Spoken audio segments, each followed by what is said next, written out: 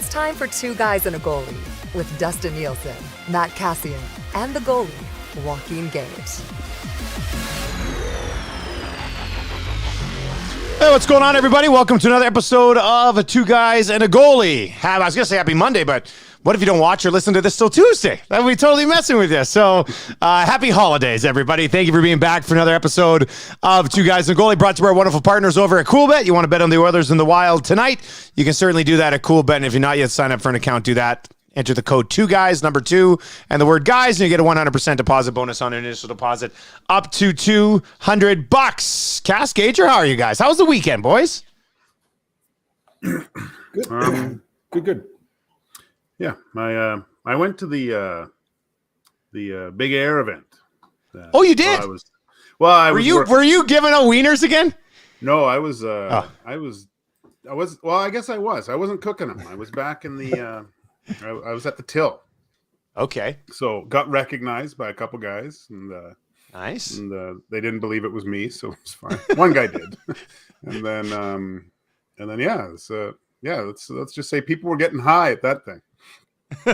Yeah, there's probably that Ross Ribliotti effect in snowboarding for the last 25 years or whatever it is. I guess was it a good crowd? Gager? That looked like a pretty cool event. Yeah, it was cool. It was really neat, man. Like, those guys are crazy. They're nuts. Walking in, seeing, like, they're just little too, and they just soar off that thing. They're just fearless, and just even when they land, like, there wasn't a lot of runway to kind of slow down too. I was like, wow, this is. Yeah, it didn't look like there was a lot there. They kind of pumped the brakes right away, don't they?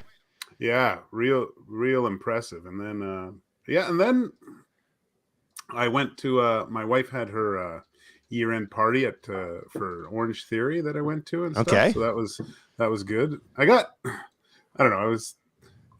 It was weird for a little bit there because my wife, she likes certain drinks. So it's a margarita with ice and soda, right? And so she had ordered one, and I went to the the bartender, and I repeated the drink order, and then he looks at me and goes, "Oh, is that for that lady? She doesn't like the salted rim." And I go, "Pardon?"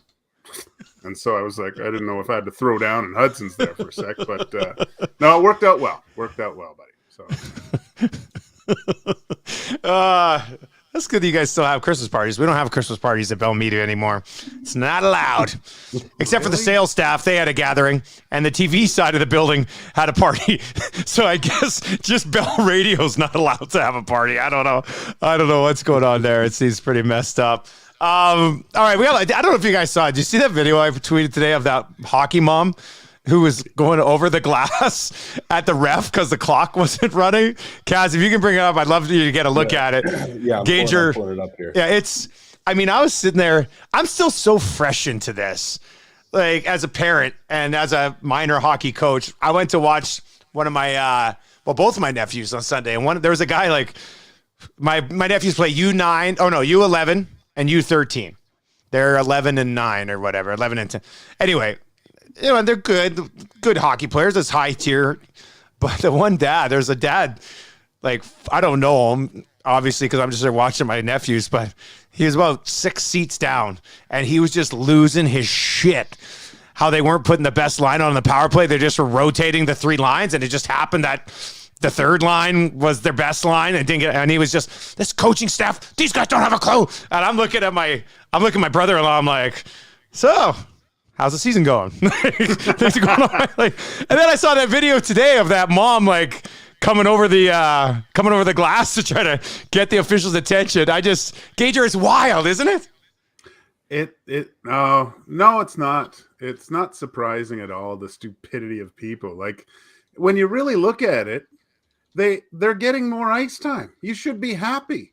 You shouldn't even be saying anything. It's a tied game too. I just pulled it up. It's a tied game, so it's not like it was like a 1-goal game. Yeah. With 20 seconds left. I get it, but this is the first period. Yeah, and it's great. The kids get to go play, and by the looks of it, like, that was the problem too. All those kids, like, if you watch them doing stuff, they're pretty good.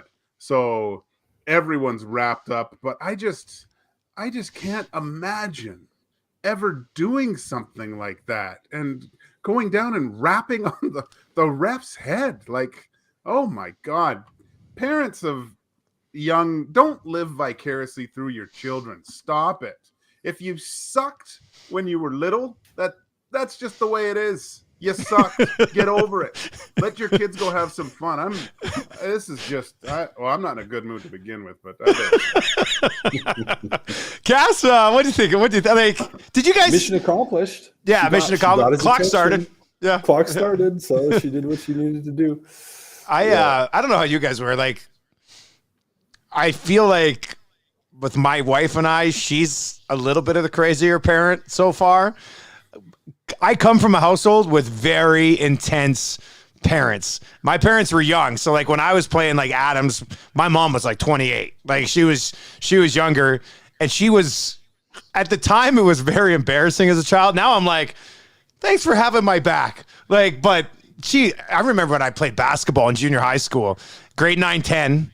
I was a grade 9 kid. There was 3 of us on the team. We didn't play very much. That's just how it worked. And my parents had coached me growing up, and they thought I was this great player. And in grade 9 with a bunch of grade 10s, I wasn't. And I'd get on the court at the end of the game in like a blowout. And my mom would be like, don't even bother going out there now, Dust. The game's over, like out loud in the gym. And I'm just like, holy shit. Like, it was so embarrassing. And then I remember playing hockey one time. I went out to the point, and I wasn't trying to block the shot, but I hit my foot, and I went down hard. And I'm trying to get up to get off, and the coaches are like, stay down, we'll get a whistle, stay down. And my mom's in the crowd yelling, get up, don't. And she on the coach is like, don't tell my boy to stay down, he's not a pussy. Like, I was just like, oh my God. And now I look back at it and go, man, you were crazy. Like, you were these crazy parents. God love them, the most supporting parents ever. But like, so I was that kid a little bit who was like embarrassed sometimes of what their parents did. It's just not it's not a tough spot to be in, man. And it doesn't matter what sport. It really doesn't. It's just. It's true. It doesn't matter what sport. You're right. Cass, to have to deal with just dance and all these other things. I'll be a resource for you, buddy. We can meet when the usually at the Meyer Horowitz we can convene at Rat upstairs in between numbers. That's I've never been up to Rat there.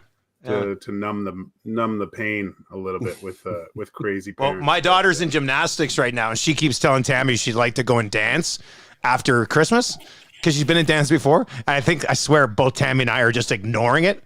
Like, we're not even saying, we're just like kind of continue on with the conversation. Cass, what about you? What were your parents like, and what are you like as a young father right now? Yeah, I always appreciated. So my dad, like, they were never. They never freaked out. Like, my dad would kind of he'd just sit, and my mom too, like they'd sit and watch, and they'd pay attention, and they'd give me encouragement, and they would cheer. It's not like they wouldn't say anything, but they were never the ones over the glass banging on anything. Like, if there ever was any issues with coaches or anything, they made me call the coach. They're like, nope, that's interesting. Yep, you have to deal with this. Like, if you're not coming to practice or you're sick, you need to call and you need to tell them. Like, they put responsibility on me to do stuff like that. But yeah, they were never psycho. Like, I think it was like that for all my brothers too. Like, they provided, or overly intense. Psycho isn't the right word. I apologize. Yeah. That's too strong a word. They weren't overly intense. So yeah, I probably take some of the same thing, but it's always been like that. And I've always been like that watching sports too. Like, I'm not, getting a touchdown, like throwing the bowl of chips all over, like screaming, standing up and shouting. If my team does something well, it's just like, I'll give a little mini fist pump and be happy, and I'll smile, but I'm not overly zealous with that. Like, I don't know. I don't raise my hands in church. That's like, I'm not that guy, which it's totally fine if people are, and people are totally into that. Like by all means, I get being passionate about stuff, but I'm more of a quiet observer, muttering under my breath the things that either upset. I'm very surprised by my wife so far, because for the longest time she was like, oh, I don't know if I want to be a hockey mom, and now she's got like the White Mud West hoodie. She's got like a couple of hockey jackets she wears. And then we finish up, I get home yesterday, and she's talking about some of the kids. And I was just like, well, they're 6. Like, it's okay. Don't worry about it. Everything's going to be fine. So, yeah, let's see how this thing goes. It's going to be fun being a sporting parent moving forward. That's for sure. All right, let's get to a couple of things. Oilers and Wild, they'll play again tonight. They played on Friday. Cass, let's start with you, buddy. What was the big takeaway from that win over Minnesota? And what do you think the game's going to be like tonight? Yeah. Here's my big takeaway. I thought it was a solid game. It was one of their better ones in recent memory. Like it was, I thought they did a good job for the most part, or a better job for the most part of not giving up massive grade A chances against. But I guess if I was going to say the story of the game, ultimately is their power play that won them the game. Yep, 5-on-5. They were okay. They did some things that were all right, but their power play absolutely won them the game, 100%. So looking to tonight, I mean, I think you take that same type of mentality where it's like, okay, if we're even or better 5-on-5 and we let our PP run wild, that's could be or should be a win. Gager, what about you, buddy? Yeah, I was thinking about this watching the game, and I felt it was one of their best games for sure. But I actually look back to the game against Arizona, where a lot of people would say, "Oh, they have to beat this team. They should wipe the floor with them," and then they did it, and then it didn't mean anything anyway. It's a huge deal to blow out a team. Like the Oilers did exactly what they were supposed to do against that Arizona Coyotes team. Yep. And I think by doing that,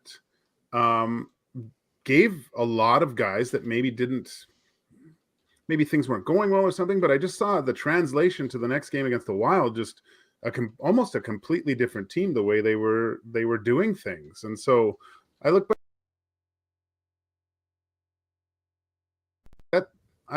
gave a little bit more confidence to a lot of players in the way that they played and just handling the puck and feeling better about themselves. And it translated into that Wild game where, man, that's not the game I thought I would see at that time. I felt like the Oilers, I felt like they dominated for the better part of that game. I felt like they were the better team overall, over 60 for sure.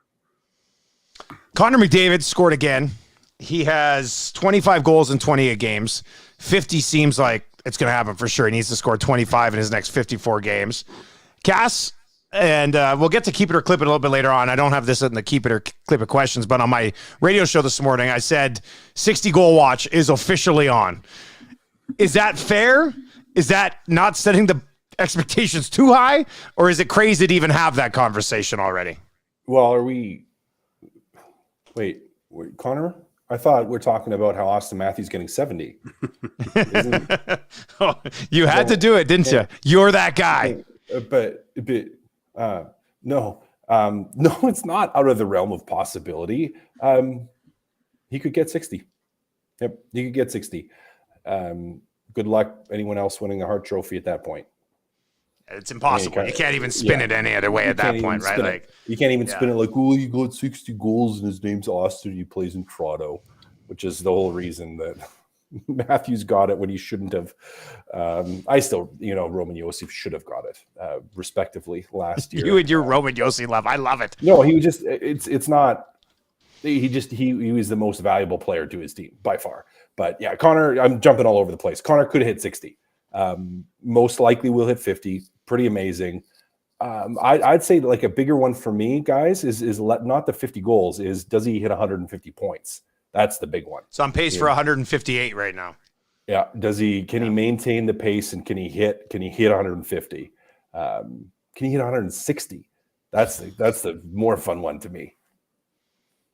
Gage, these numbers are ridiculous, aren't they? Like, yeah, they're staggering, Dusty, to think. And it's and we're so spoiled to see a consistent 2 to 3 game point performance from Connor McDavid every single night. Like it's ludicrous. And then how far ahead he is.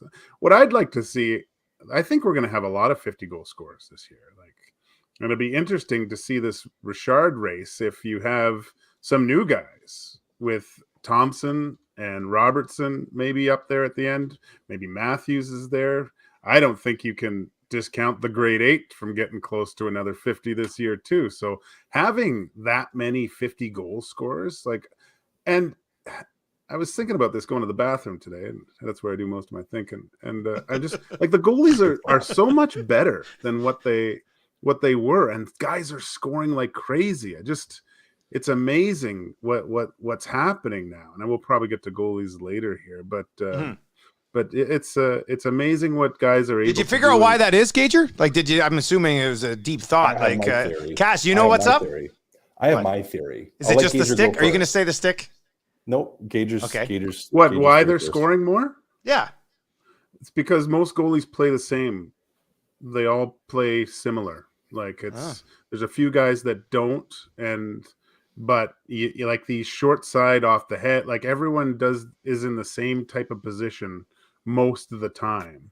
I find that's one of the ways, because goalies have gone for the most part to blockers compared to making saves, and the ones that are the hybrid that can do both are usually the guys that are in the conversation for the Vezina at the end of the year. I just quickly, before we get to Cass's thing, when you say how goalies have all kind of become the same, if you think back to like another golden era of goaltending, Dominic Hasek, Patrick Waugh, and Marty Brodeur all played the position relatively differently. You know what I mean? Like that, going from shooting on Hasek one night to Patrick Waugh the next to Marty Brodeur the next, pretty significant differences, right? Is that, I mean, nowadays, huge most of these guys are down in the butterfly and playing the same way on the post and don't get down on their belly. Like they're all, it's just how they're trained now, I guess. That's because you make the most saves that way. That's why they play that way. My theory is completely different. Completely different. Well, let's hear it. Okay, so we all know how fast the game is now. We all know how, starting from minor hockey, little kids, right when they first start, they're learning skills that weren't taught or learned or coached until like pro levels, almost, really, from a skill set standpoint. The focus on skill and skill development is so much higher now. The speed of the game is so much higher now. The focus on offense is so much higher now. I think the reason that we're starting to see goals go up is that the emphasis on any kind of a structured defense and stopping goals against has gone out the window.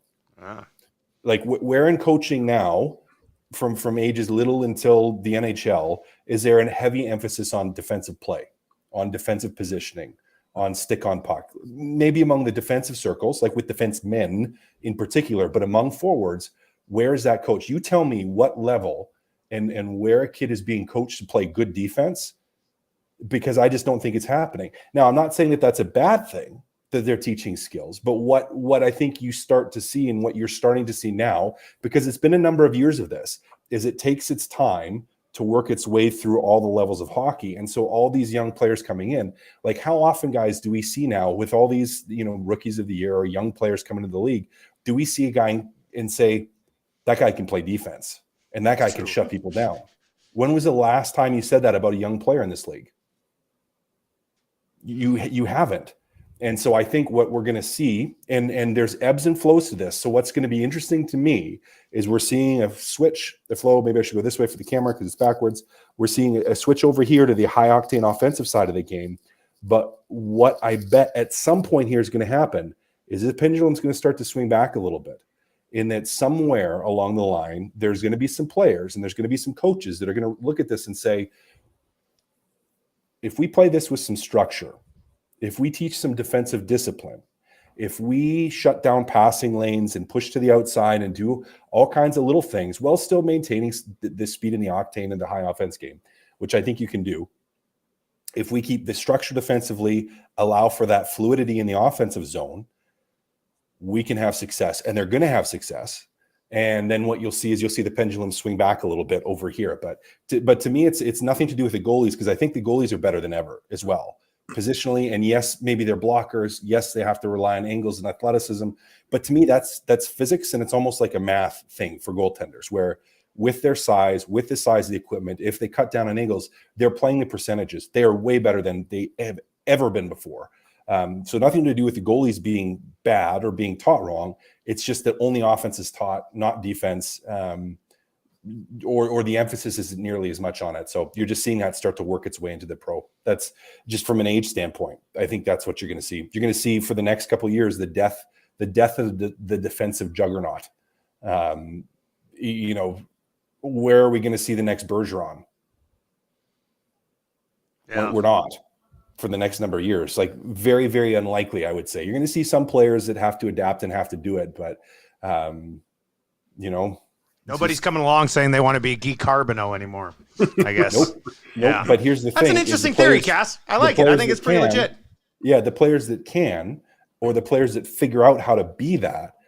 I'm not looking at you, Jesse Puljujarvi, but I'm looking at you, Jesse Puljujarvi. If you can figure out how to be that and how to do that, you can have a really, really good career. And I think it will end up on a team that's winning. And as I said, I think the pendulum swings back in a number of years. It's going to take years yet.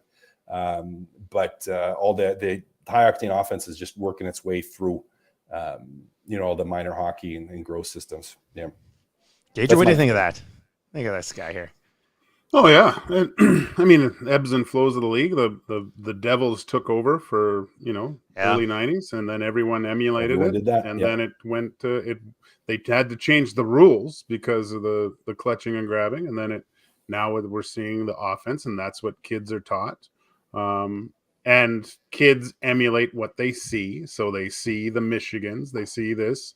I mean, as a kid, as a goalie, I would go and pretend I was, Billy Ranford or Grant Fuhren, big windmill glove saves and kick saves, right? So, I mean, if you went and said, "Oh, I'm Connor Hellebuck," and I go, "Well, you kind of look like I'm going to stay here on my knees," and you look like Jake Ottinger, and there's a little, it's all the same. Like there's some guys that are a little bit better, granted, but kids mimic what they see, right? So. It's tough to distinguish goaltenders from that when you look at that, because they're all so similar. Speaking of goaltenders, let's just quickly hit on this. Gager, I think I saw that Skinner looked like he's going to play tonight. No matter what happens, is it Jack Campbell tomorrow? Or if Skinner stands on his head tonight, do you milk him for another one? No. Maybe if Jack has the You sniffles. would consider it? I wouldn't consider it. You need to get Campbell in there. If Campbell has this, I'd play him. Whatever. He needs to play sometime. Yeah. Can't sit on the bench the rest of the year, I guess. But you're being paid $5 million to be an NHL goaltender. The team can't be hiding from you. Sounds good to me. Yeah, that would be pretty nice. All right. All right. I want to go one other place, and then we'll get to keep it or clip it. Board of Governors are meeting down in Florida. I don't know if too much is going to come out of it. They're going to continue to discuss about trying to get a World Cup, sort of a best on best, which I'd love to see. I mean, we got to see Connor McDavid playing a best on best tournament here at some point. And if they push it back a year like they've been talking about, that'll give Canada time to find a goaltender for the event, which would be a bonus. Man, there's not a lot of great Canadian goaltenders right now, but I would like to see them call it something beyond the World Cup. Like watching the World Cup of soccer right now, that's a World Cup. Like there's that many teams involved. This is the best players in the National Hockey League for the most part, divided among their countries. I don't know what you call it. You're not going to call it the Canada Cup anymore because you got to have everybody in it. World Cup, I don't know. I would just like to see, I want to see it. I want to see all these great young talent we have in the National Hockey League now. That United States team that they could roll out there would be excellent right now as well. It'd be a great battle. I just think we got to come up with a better name. Are you guys okay with it being called the World Cup, or do we got to come up with something else? Tournament of Champions. Ooh. Yeah, you should have Champions something tournament. on your show, Dusty, of names for this thing, because you can't idea. have a World Cup when it's not The world. a World Cup. Like Yeah. it's the Northern Hemisphere Hockey Association. I don't know. Like Yeah, so South Africa's the- not bringing bringing a team to this. This thing, is not right? a tournament where it takes 9 levels to qualify to get to. I mean, this is not anywhere close we want to these the World stars in there to make money, so let's do it. Don't call it a World Cup. No, yeah. So something like that, and they can you could probably put a good something. Take the North, or you can call the World Hockey Challenge. You can call it World the Hockey Challenge. Like, because that takes it away from being like the like. Yeah, I mean, I don't know. It doesn't sound quite as big as the World Cup. I don't mind the World Hockey Challenge. World Cup just doesn't work anymore. No, I don't like that. All right, let's get into Keep It or Clip It here, boys. And I've got 4 questions, a couple hockey questions, a couple non-hockey questions. Let's start with this one. Ryan Nugent-Hopkins right now is on pace for 41 goals and 97 points, having a phenomenal offensive season. I'm going to dial it back a little bit. Ryan Nugent-Hopkins will have at least 85 points this year. Keep it or clip it. I'm going to keep it, but there's a story behind the reason why he's doing so well. Is I had a client who had an old Red Deer Rebels jersey that he asked me to get signed. I had this thing for over a year, I think, and I given it to the Oilers to get it signed. It's hard to get stuff signed. And then I completely forgot about it. He left me a voicemail. It was like, I want my jersey back, essentially. I was like, oh shit, I gotta get it. So Patty Garland was awesome enough to get this jersey signed. I went and dropped it off at the guy's place. He said, oh, thank you. I'm sorry. I'm sorry it took so long. Oh, this is great. I'll wear it for tonight's game. Nuge goes off. He's been going off every game since I returned this guy's jersey. So he's probably still wearing it. So Ryan Nugent-Hopkins, you're welcome. Little happy mojo for you. So if my clients keeps wearing this jersey, Dusty, he might finish with 100 points. Keep it. Cass, what are you going with? Keep it or clip it? 85 points, career high. 85 points. Career high 85. He's never had 70. This is a big jump here. Big jump. I think he probably comes back down a little bit, and that's not a bad thing. That's not a bad thing. I don't think he breaks it. I think he's just under, and that's still so you point per game season. You're thinking like 82, like basically something like that. 80 between 80 and 85, like right in that range. It's going to be close. I think he gets a little bit less, and part of the reason I say that is over time you're going to have some of the bodies start to come back in the lineup. And you may see some moving around 5-on-5 again, which might limit that. That being said, a lot of his points are going to be on the power play too. So we'll see. It'd be amazing if he would. I hope he does. I think it'll be tight. It'll be close, but I'm going to say just under. He's already surpassed the 11 goals in 63 games that he had last year. That's how good it's been. Yeah. Oh, Gager, I thought that was I thought you plugged it in again and she loved your apple juice. Yeah. All right. Keep it or clip it. My beard is starting to look pretty sweet. Keep it. You know what you got to do, Dusty? This is what I did, and I'm still learning. Is just Google like beard trimming or YouTube it on just the proper way, like to get a good line down here and like on your cheeks, like how to make it nice and shaped. So mine's does look. I told you, you're never not having your beard ever again, buddy. You're full blown beard guy now. I'll get rid of it. I don't think so. Point, but it looks good. Gager, what do you think? No, solid, Rip. Good job. That's all I'm going for, man. That's all I'm going for. I just want to be like Rip. Pretty much the only character I want to be like on Yellowstone. All right, let's go here. The Toronto Maple Leafs will finally win a playoff round. Keep it or clip it. Clip it. Still no chance. Around. They're a great regular season team. They're awesome. It's great, but they can't perform against another physical team in the best of 7. Like it won't work. It won't work. They're not built for it. They're built for fun, high flying regular season, get everyone pumped up, and then just massive disappointment at the end. Clip it. Austin Matthews, Arizona 2024. That's it.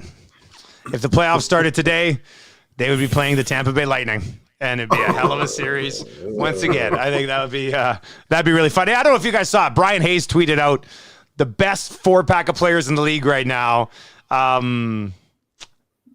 Marner, Matthews, Tavares, and Nylander.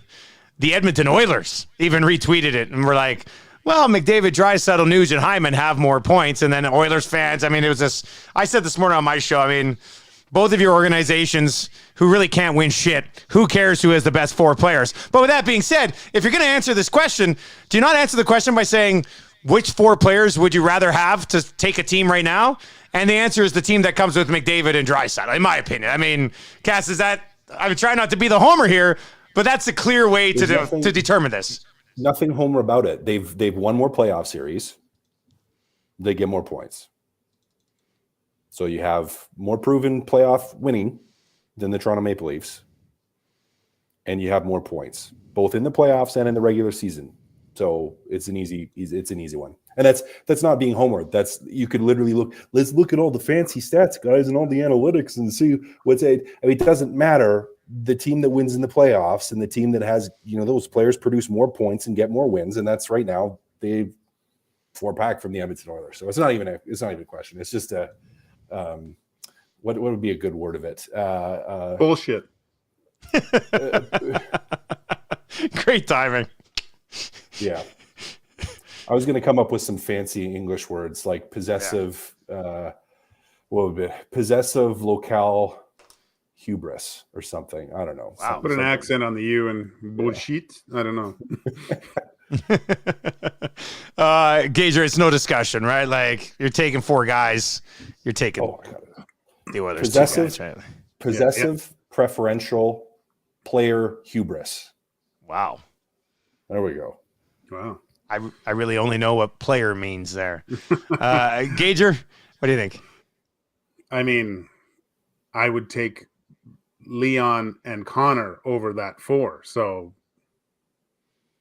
it's, I don't know. I don't know how you can have Nylander in there. He's having a nice year. He's a really good player. He's a really good player. He's a really great player, but he's wet toilet paper in the playoffs. Like, it's useless. All right, final question.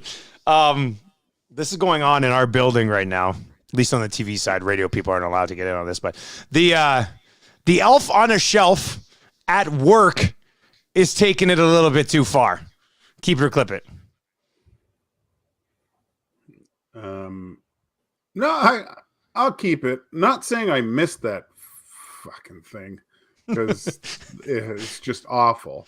I got into some bad stuff. The elf got into, like, there was a lot of lines of flour and stuff and Barbie. Oh, your elf was a rebel, eh? Like, yeah, he was a drunk mess. I even poured a little bit of booze on him to make him smell like booze. My daughter once said, "Daddy, why does the elf smell like you in the morning?" And I was like, "I don't know." It works okay. It depends on the humor, though. I'm a little crass with my humor. I like the bad stuff. So, drawing on the kids' faces is funny. That's good. Maybe go over to our elf has never done that before. No. Yeah. The one at work is like it's an elf, but it's like Snoop Dogg. It's like a little Snoop Dogg elf. So he keeps popping up everywhere. You have to find him and take a picture with him or something. Cass, what do you think? Like, in any of your offices, do they got the elf thing going on? No? Not that I'm aware of, and I've kept that out of my house.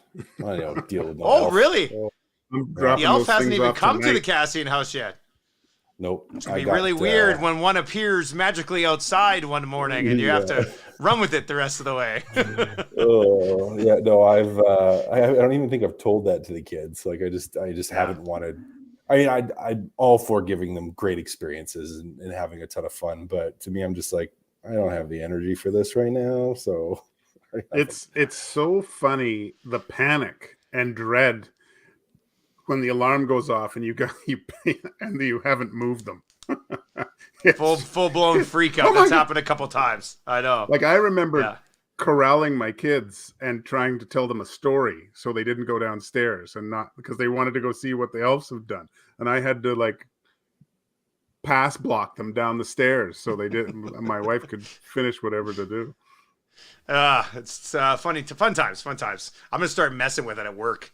finding it before I get in, moving it somewhere else, and nobody will know where it is. It'll be a magical elf, just like everything else around Christmas time. All right, boys, that's going to do it. We'll have another episode on Thursday. What are the Oilers then over these 2 games here? 2-0? 1-1? 0-2? I give it 2-0. I like the way they played last game. Yeah. All right. I think I'd probably go 1-1. Cass, what about you? I go 1-0-1. 1-0-1. All right, 3 of a possible 4 points. Can't complain about that. Boys, we'll talk to you on Thursday. See you later. Later.